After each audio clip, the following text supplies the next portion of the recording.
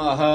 ॐ भद्रं कर्णेभिः शृणुयाम देवाः भद्रं पश्येमाक्षभिर्यजत्राः स्थिरैरङ्गैः सुष्ठुवागुंसस्तनूभिः व्यसेम देवहितञ्जदायुः।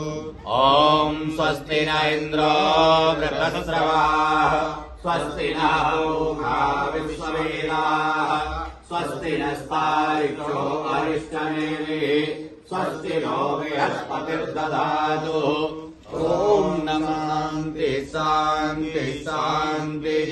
ॐ नमस्ते गणपतये त्वमेव प्रत्यक्षं तत्त्वमसि त्वमेव केवलं कर्तासि त्वमेव केवलं कर्तासि त्वमेव केवलं कर्तासि त्वमेव सर्वं कल्पितं ब्रह्मासि त्वं साक्षादात्माचिर्याम् हरितं वच्मि सत्यं वच्मि अवत्वं माम् अवक्तारम् अवश्रोतारम् अवदातारम् अवधातारम् अवानुजानवशिष्यम् अवपश्चादात अवपुरस्ताद अवोत्तरादात अवदक्षिणादात अवचोर्ध्वादात अवाधरादात सर्वतो मां पाहि पाहि समन्तात् त्वं वाङ्मयस्त्वं चिन्मयः त्वमानन्दमयस्त्वं ब्रह्ममयः त्वं सच्चिदानन्दाद्वियोऽसि